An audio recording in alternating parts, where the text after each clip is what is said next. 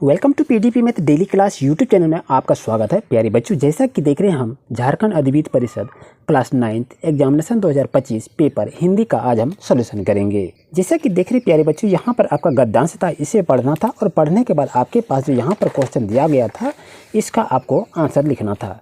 ये सभी को पढ़ने के बाद यहाँ पर जो क्वेश्चन दिया गया है, मानव जाति के महत्व दिलाने में किसका योगदान था, ये आपसे पूछा गया था। तो यहाँ पर देखिए अधिक आंसर आपका सही होगा विवेक और विचारों का। जैसा कि क्वेश्चन को देखें प्यारे बच्चों, मनुष्य की श्रेष्ठता की नींव क्या है, तो सद्विचार इसका सही आंसर होगा। जैसा कि देखें कि विचारों की पूंजी में क्या नहीं आता है, तो विचारों की पूंजी में उत्साह नहीं आता है, क्योंकि विचार जब करेंगे तो विवेक भी होना चाहिए, बुद्धि भी होना चाहिए और तर्क शक्ति का भी ज्ञान होना चाहिए। तो यहाँ पर नहीं की बात कही जा रही है, तो आपका ऑप्शन नंबर ए आपके सही होगा। जैसा कि देख रहे क्वेश्चन कार्य फॉर्म में कि प्रस्तुत गद्यांश का उपयुक्त शीर्षक क्या होगा, यहाँ से आपको पूछा गया था, इसको आप देख सकते हैं। लेकिन अधिकतर यदि हम बात करें, यहाँ पर अलौकिक शक्ति की बात कही गई है। लेकिन यहाँ से यदि क्वेश्चन को हम देखते हैं, यहाँ पर कुछ पोएम दिया हुआ है, इसको पढ़ने के बाद यहाँ पर देखा गया है कि सही आंसर क्या होता कि भगवान और डाकियाँ कौन हैं, तो पानी और हवा की बात कही जा रही है। क्योंकि यहाँ पर देखिए पेड़ पौधे, पानी और पहाड़ की बात कही जा रही है। इसके ग्रुप में ये सभी नहीं आ रहे हैं, लेकिन पानी और हवा की बात यहाँ पर आ जाती है। तो आपका सही आंसर होगा बच्चों ऑप्शन नंबर डी।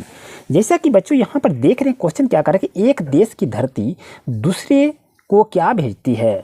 एक देश की धरती दूसरे को क्या भेजती है, तो सुगंध को भेजती है। ऑप्शन नंबर सी आपके लिए सही रहेगा।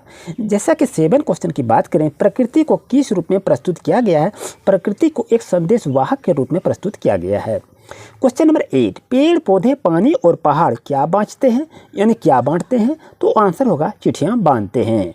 प्यारे बच्चों, क्वेश्चन देख रहे हैं कि व्यवहारिक व्याकरण से क्वेश्चन को पूछ दिया गया है कि परिवर्तन शब्द में कौन सा उपसर्ग है, तो परि होगा, परि जोड़ वर्तन, यानी परि इसका सही आंसर होगा। 10 में क्वेश्चन कह रहा है बच्चों कि किस शब्द में एक प्रत्यय नहीं है, यहाँ नेगेटिव बात कही जा रही है और अधिकतर कैंडिडेट ये लगा दिए, लेकिन वो नहीं होगा। यहाँ पर सही आंसर होगा ऑप्शन नंबर डी आपके लिए सही रहेगा, क्योंकि शिक्षित में इत प्रत्यय आता है, एक प्रत्यय नहीं है, जो कि ऑप्शन नंबर डी सही होगा।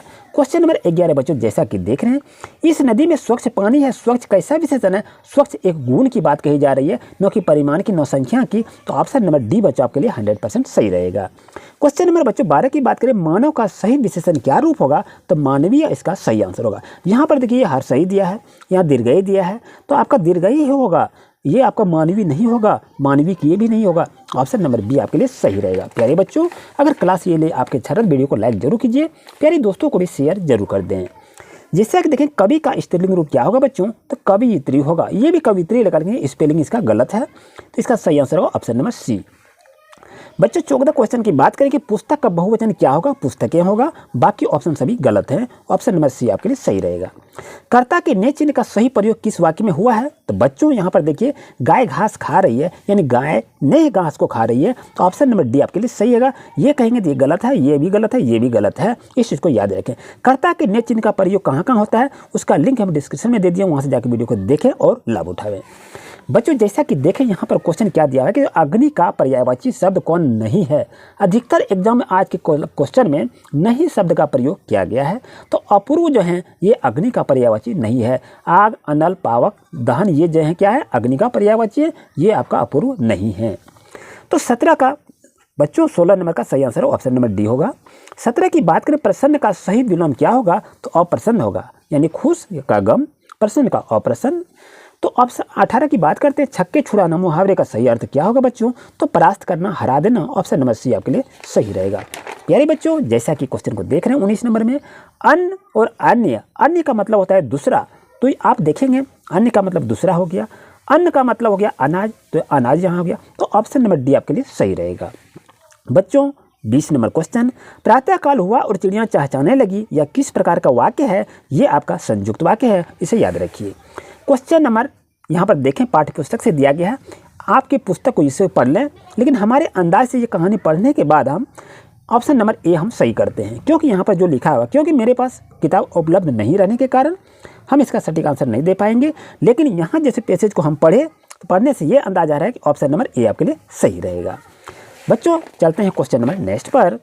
22 नंबर में क्या कहा है कि नाना साहब जब कानपुर से भागने लगे तब वे किसे अपने साथ नहीं ले जा सके, तो अपनी पुत्री को, बेटी को नहीं ले जा सके थे। कहानी में बेटी दिया हुआ है और यहाँ पर पुत्री दिया है, तो पुत्री और बेटी एक ही होता है। ऑप्शन नंबर सी आपके लिए सही रहेगा। जैसा कि देखें नाना साहब का माल कहाँ था, तो नाना साहब का माल कानपुर में था। ऑप्शन नंबर बी सही होगा बच्चों। 24 नंबर क्वेश्चन, अंग्रेजों ने किसे अग्नि में भस्म कर दिया, तो बालिका मैना को भस्म कर दिया था। ऑप्शन नंबर बी आपके लिए बच्चों सही रहेगा। क्वेश्चन नंबर यदि देखें बच्चों, यहाँ पर ये दिया है पैसेज, एक पद्यांश पढ़ना है। इस पद्यांश को पढ़ने के बाद आपके पास यहाँ पर 25 नंबर क्वेश्चन दे दिया कि हरियाली डाली किसका प्रतीक है, तो स्वतंत्रता का प्रतीक है। क्योंकि यहाँ पर दिया है कि तुझे मिली हरियाली डाली, मुझे नसीब कोठारी काली, यानी हम जंजीर में फंसे हुए हैं और तुम हरियाली यानी स्वतंत्र में हैं। यानी हरियाली डाली क्या मतलब हो गया, स्वतंत्र में हैं। ऑप्शन नंबर ए बच्चों आपके लिए सही होगा। जैसा कि क्वेश्चन नंबर हम 26 की बात करें बच्चों, तो यह मुझे किसको कहा गया है, यह मुझे कोयल को कहा गया है। बच्चों 27 नंबर क्वेश्चन को देखें, कैदी का संसार कितने फुट का था, तो 10 फुट का था। ऑप्शन नंबर बी आपके लिए सही रहेगा। बच्चों जैसा कि 28 नंबर क्वेश्चन की बात करें, रणभेरी का क्या अर्थ होता है, रणभेरी का अर्थ होता है युद्ध में बाजा जो बजाया जाता है, युद्ध के लिए तैयार होता है। तो आपका ऑप्शन नंबर डी सही होगा। बच्चों जैसा कि देखें क्वेश्चन 29 कह रहा है, हीरा और मोती किस जाति के बैल थे, वो पछाई जाति के बैल थे। तो ऑप्शन नंबर बी आपके लिए सही रहेगा। बच्चों जैसा कि हम क्वेश्चन को देख रहे हैं कि उपभोग भोग ही सुख है, यह पंक्ति किस पाठ की है। बच्चों इसका सही आंसर होगा ऑप्शन नंबर सी, उपभोक्तावाद की संस्कृति।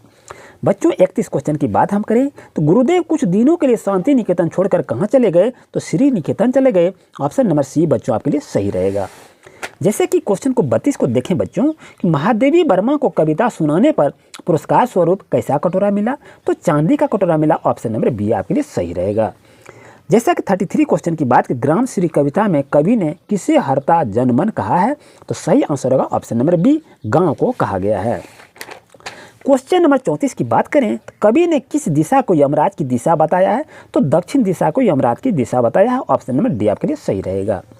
35 क्वेश्चन की बात करते हैं, कबीरदास किसके विरोधी थे, कबीरदास ये सभी के विरोधी थे जो आपको कहा गया पाखंड भी है, कर्मकांड है, भेदभाव है, ये सभी को विरोधी थे। ऑप्शन नंबर डी सही होगा।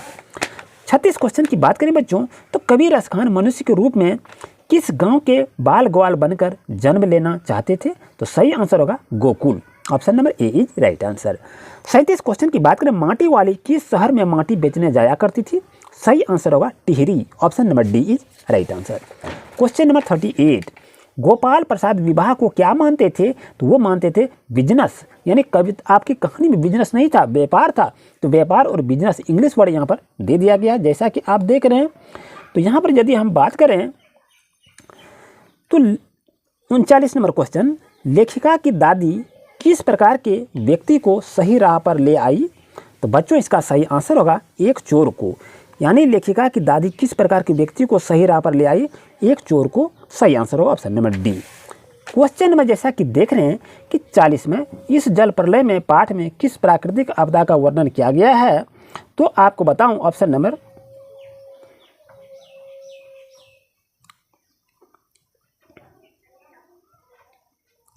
जैसा कि देख रहे हैं बच्चों क्वेश्चन आपका 40 नंबर का है, इस जल प्रलय में पाठ में किस प्राकृतिक आपदा का वर्णन किया गया है, सही आंसर होगा option number B is right answer.